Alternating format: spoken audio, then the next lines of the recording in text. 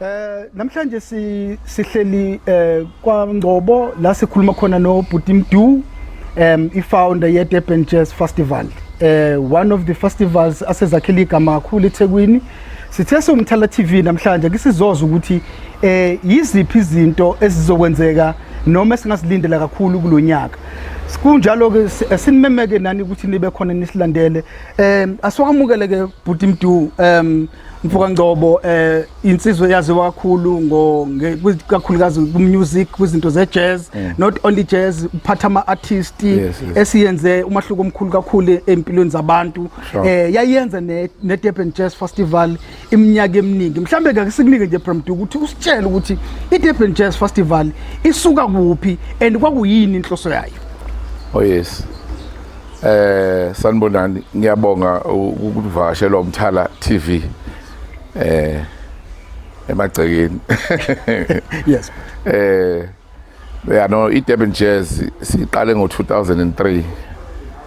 Ngesikhathi siqala i-idea yayo kwawukuthi sifuna ukuthi abantu beze kakhulu bavakashela iTheku, because during this time of the year abantu bako Gold labo Eastern Cape bathanda ukuye Cape Town, bavele baye Cape Town. So when I started this event, I think it was one of the few events ezazikhona, mhlawumbe ama event ayo-3 if I'm not lying, not umhla 26 kuphela, i-festive season yonke. And I said I don't want to do something esengiye ngayenza before, because sengikhulile. I was before, I was doing izinto zo quiet or bubblegum music. So I told myself, no, let me start something new. Jazz, ihlangane ne Afro pop, Afro soul, because as you know, jazz ayikabi nabo abalandeli abaningi abangenza ukuthi kugcwale kwivenue. So that's why we fused it together with the Afro pop. So jazz masiqala siqale like makuvulwa ngo-11 kuqala jazz nje. Oh yes. Manje abantu bathi hayi la kuyona i-jazz kanti from 11 to 6 khali jazz nje. Oh yes. Khali jazz one way, bese siyayishintsha ke pattern, siqale sithi R&B and soul, bese sithi Afro pop, uyabona. So ikanjalo nje asikaze sishintshe from 2003 kuze kuzofika manje. Okay. Bhuti, the milestone ke obona ukuthi i Durban Jazz Festival isiwa achievile from 2003 kuze kuzofika manje. Yo.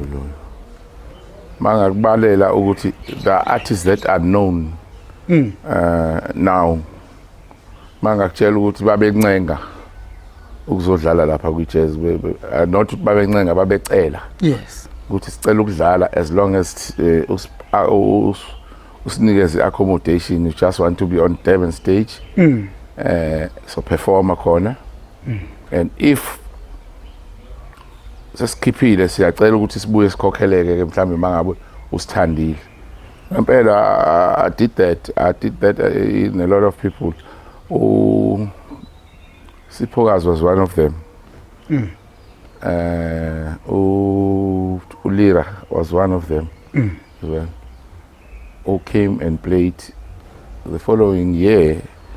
Ngabakhokhela ngoba bakhipha ingoma ezihambayo ngempela, but first year babecelele bona ukuzodlala, or angithi ama managers wabo ayibacelele ukuthi bazodlala. Yes.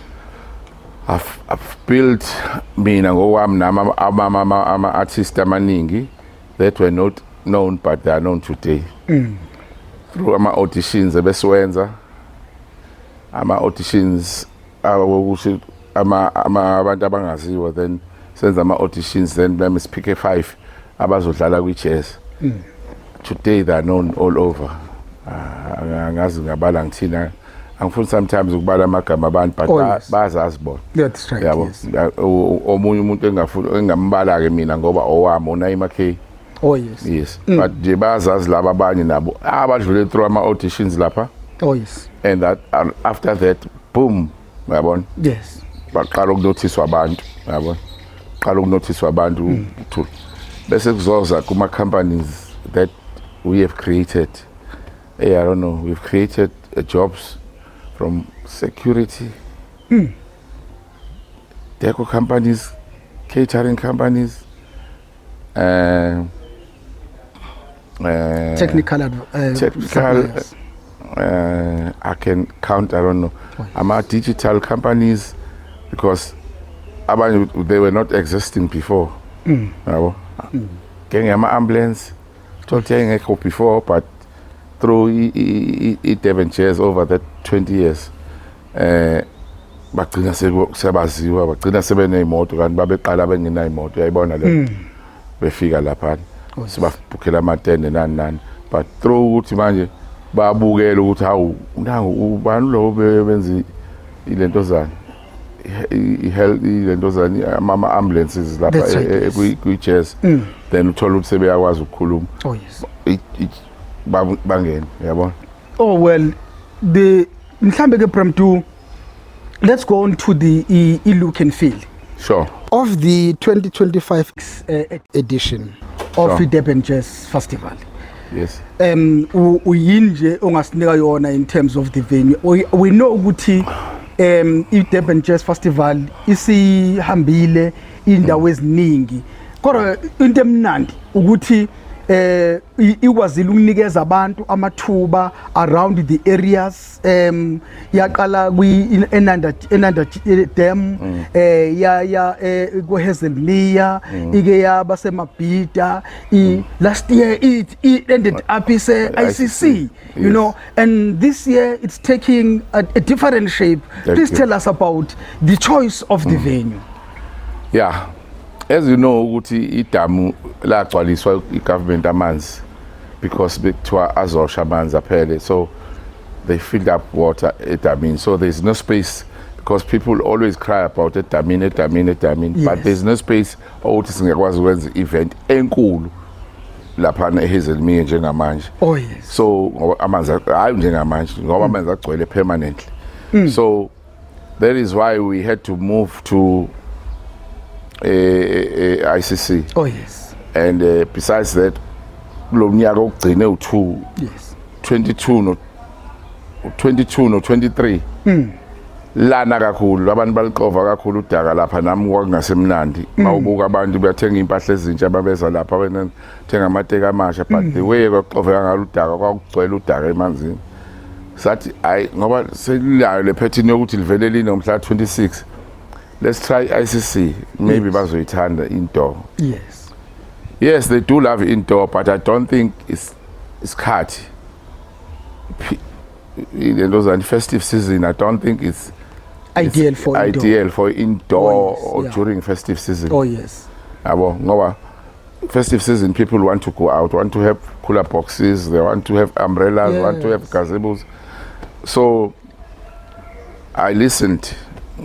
I tried to look for the venues.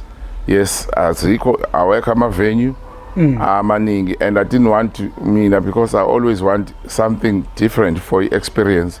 Yes. I didn't want to use my venues as such as this one. Amanyama events to host omunye uhlobo umculo. Oh yes. I mean, we cannot song as Gitten in the People's Park. Or yes. Kings Park or what? Yeah. Wonke ngazuthi iThegu lincane, ngathi iThegu lincane kanti likhulu iThegu. Yes. If we look kahle kahle sizoyithola ivenue.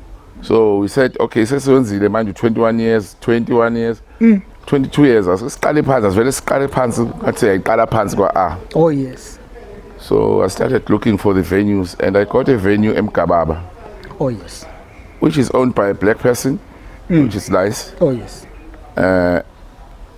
People are going to enjoy it. They must come with their bathing costume as well. But they can listen to it jazz. Bese swimming pool awu2 khona ngaphakathi kule. Kunendawo zokulala, ama room. Wow. Engazi noma they're still available noma se booked, fully booked. Yes. Ngeke zongathi ase fully booked. Yabo. So they're going to enjoy it jazz. Ongalithenga ithikithi alithenge ngoba akusindawo enkulu kakhulu. It's not. We're not going to accommodate what we normally accommodate ICC or a Damin. Yes. We're going to accommodate a smaller number, but those smaller numbers are going to enjoy kakhulu. Yes. And then yes, they can come with their price stands. Will have a praying area. Yes. They can come with a cooler box. The only difference, they do pay because that place is.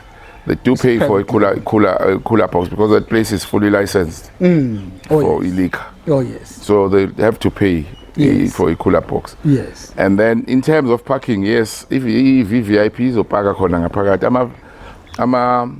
wonke abanye abantu bazopaka outside kuzobe kunama marshal security. Yes. And then kunenye indawo enkulu kuzokwazi ukuthi park and ride. Uzofika upaka imoto igadwe and then bese uthathwa amakhumbi. Oh yes. Indawo encane nje. Senzela ngoba basuke bephethe ama-cooler box. Oh yes. Bathathwa amakhumbi bathi hamba kancane nje abaqede ngisho 5 minutes. Oh yes. Ibabeke egate-ini. Oh yes. Yes. Okay.